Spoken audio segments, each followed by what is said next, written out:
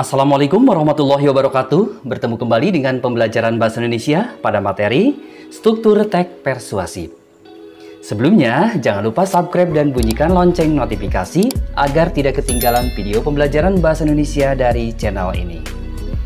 Struktur teks persuasif meliputi pengenalan isu, rangkaian argumen, pernyataan ajakan, dan penegasan kembali.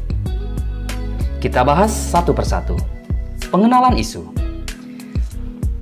Teks persuasif dimulai dengan pengenalan isu, yakni berupa pengantar atau penyampaian atas isu dan permasalahan yang diangkat. Yang kedua, rangkaian argumen. Pada bagian ini berisi sejumlah pendapat penulis tentang isu yang diangkat. Pendapat tersebut disertai dengan fakta dan data sehingga kedudukannya jelas. 3. Pernyataan ajakan. Inti dari persuasif yaitu berupa dorongan atau ajakan kepada pembaca untuk melakukan sesuatu. Ciri utamanya adalah banyak dijumpai kata-kata ajakan sehingga pembaca dapat mengikuti apa yang disampaikan penulis. 4. Penegasan kembali.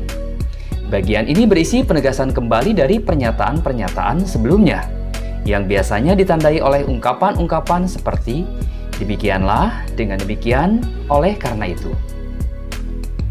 Untuk lebih jelas, kita terapkan pada teks persuasif. Contoh pengenalan isu. Isu yang dikenalkan dan disajikan yaitu Suasana Sumpah Pemuda yang selalu diperingati setiap tanggal 28 Oktober. Berikutnya, contoh rangkaian argumen. Pendapat atau argumen yang disajikan pada contoh yaitu bangsa Indonesia pada waktu itu perlu bersatu dalam menghadapi penjajah yang bermaksud memporak-porandakan bangsa Indonesia. Selain itu, disajikan bahwa modal persatuan bangsa Indonesia dapat mencapai kemerdekaan. Adapun fakta dan data yang mendukung yaitu diikrarkannya Sumpah Pemuda dan diproklamasikannya kemerdekaan Indonesia. Contoh pernyataan ajakan.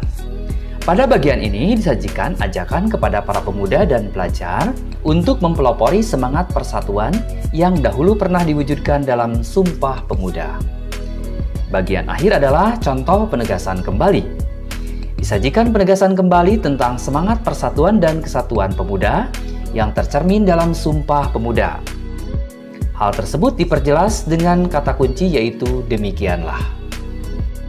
Nah, bagaimana menentukan tentang struktur teks persuasif? Mudah bukan? Untuk lebih memahami, silakan baca teks persuasif kemudian tentukan strukturnya. Itu tadi struktur teks persuasif meliputi pengenalan isu, rangkaian argumen, pernyataan ajakan, dan penegasan kembali. Pada struktur tersebut berisi argumen, fakta, dan ajakan.